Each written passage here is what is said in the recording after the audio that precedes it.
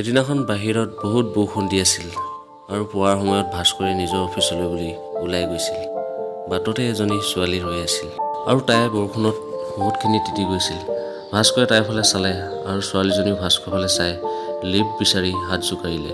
ভাস্কৰেও গাড়ী ৰখাই হোটেলত গম পালে যে ছোৱালীজনীৰ পৰীক্ষা আছে। ছোৱালীজনীয়ে ভাস্কৰক কলেজত থৈ আহিবলৈ কোৱাত ভাস্কৰেও বুলিলে। ছোৱালীজনীয়ে ভাস্কৰক ধন্যবাদ জনালে আৰু গৈ থাকোঁতে ভাস্কৰৰ নাম্বাৰো বিচাৰিলে। ভাস্কৰে তাইৰ নাম সুধিলত তাই ক'লে যে তাইৰ নাম অনামিকা হয়। ভাস্কৰ এনে লাগিছিল তাই বহুত মুকলি মনৰ হয়, কিন্তু ভাস্কৰে ভাবিলে যে কলেজৰ ল'ৰা ছোৱালীবোৰ প্ৰায় মুকলি মনৰ হয়।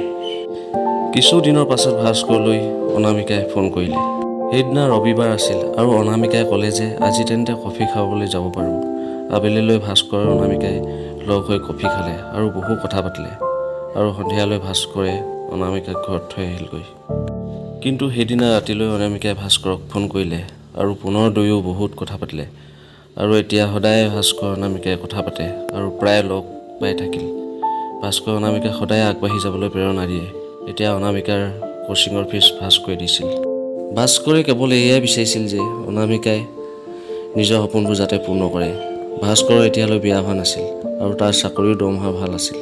সেইবাবে ভাস্কৰে ভাবিলে অনামিকাক অলপ সহায় কৰি দিয়া যায়।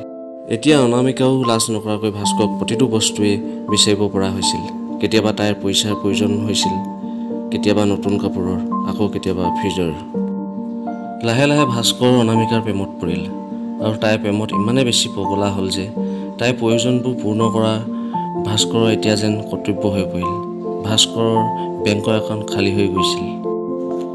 এতিয়া ভাস্কৰৰ মন নিজৰ কামতো নলগা হৈছিল। তাৰ কাম প্ৰায়ে বেয়া হৈ গৈ থাকিল, কিন্তু ভাস্কৰৰ মন মগজুত সম্পূৰ্ণৰূপে কেৱল অনামিকাই আছিল। এদিনাখন অনামিকাৰ ফোন আহিল আৰু তাই ক'লে যে তাই চৰকাৰী চাকৰিৰ বাবে চিলেকশ্যন হৈছে। অনামিকাৰ কথা শুনি ভাস্কৰ বহুত সুখী হ'ল। ভাস্কৰৰো সপোন পূৰ্ণ হৈছিল। তেতিয়া ভাস্কৰে ভাবিলে এয়াই ভাল সময় হয় মই তাইক বিয়াৰ প্ৰস্তাৱ দিয়াত। ভাল সময় চাই লৈ এদিন ভাস্কৰে অনামিকাক বিয়াৰ প্ৰস্তাৱ দিলে, কিন্তু অনামিকাই কোনো কথা দেখুৱাই বিয়াৰ কথাৰ পৰা আঁতৰিলে। কিন্তু কিছুদিনৰ পাছত অনামিকাই ভাস্কৰক ক'লে যে এতিয়া তাই ভাস্কৰৰ লগত বেছি কথা পাতিব নোৱাৰে। তাই অন্য বেলেগ কামো থাকে আৰু তাই নিজৰ কামত বহুত ব্যস্ত হৈ থাকে। অনামিকাৰ এনে কথা শুনি ভাস্কৰে বৰ দুখ পালে। তেতিয়া ভাস্কৰে ভাবিলে অনামিকাৰ বাবে নিজৰ এটা সময় উচৰ্গা কৰিলোঁ, নিজৰ চাকৰিৰ কথাও চিন্তা নকৰিলোঁ আৰু তাই এতিয়া মোৰ লগত এনেদৰে কথা পাতিছে। এতিয়া অনামিকাৰ ভাস্কৰৰ লগত কথা পতা বহুত কম হৈছিল, কিন্তু ভাস্কৰে অনামিকালৈ মনত পেলাই বলিয়া হৈ থাকিছিল। ভাস্কৰে তাইৰ ফোনলৈ প্ৰতিক্ষণ অপেক্ষা কৰি আছিল। ভাস্কৰৰ অৱস্থা বহুত বেয়া হৈ গৈছিল। বহুবাৰ অনামিকাই ভাস্কৰৰ ফোনটো ৰিচিভ নকৰিছিল। এদিনাখন অনামিকাই ভাস্কৰলৈ ফোন কৰি ক'লে যে তাইৰ বিয়া ঠিক হৈছে, এতিয়া আৰু সি তাইলৈ ফোন কৰি থাকিব নালাগে। ভাস্কৰে অনামিকাক নিজৰ ভালপোৱা শপত দিয়াত অনামিকাই ক'লে যে মই তোমাক বিয়াৰ প্ৰতিজ্ঞা কৰা নাছিলোঁ।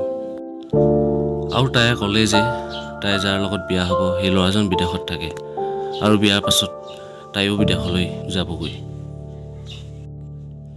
ভাস্কৰে অনামিকাৰ আগত বহুত কান্দিলে, তাইক বুজালে, কিন্তু অনামিকাই ভাস্কৰৰ একো কথাই নুশুনিলে। অনামিকাৰ বাবে ভাস্কৰে বহুত হেৰুৱাইছিল। অনামিকাৰ বিয়া হৈ গ'ল আৰু ভাস্কৰে একো কৰিব নোৱাৰিলে। ভাস্কৰ গভীৰ ডিপ্ৰেশ্যনত গুচি গ'ল। ভাস্কৰৰ ভালপোৱা শেষ হ'ল। ভাস্কৰে এতিয়া পুনৰ তাৰ বিখৰিত জীৱনৰ পাতবোৰ সামৰিবলৈ চেষ্টা কৰিছিল। যদি আমি কাৰোবাক সঁচা ভাল পাওঁ আৰু সেই ভালপোৱাই যদি আমাক এৰি গুচি যায়, তেতিয়া সেই বিষৰ অনুভৱক বুজাবলৈ বহুত কষ্ট হয়। তেতিয়া এনে লাগে যে নিজৰ জীৱনটোত জীয়াই থাকিবলৈ লাগে বাবে আছোঁ আৰু আশা কৰোঁ যে সেয়াক পাহৰিব পাৰোঁ, কিন্তু কি কৰোঁ, মনুষ্য হয় ন, সহজে পাহৰিব পৰা নাযায়।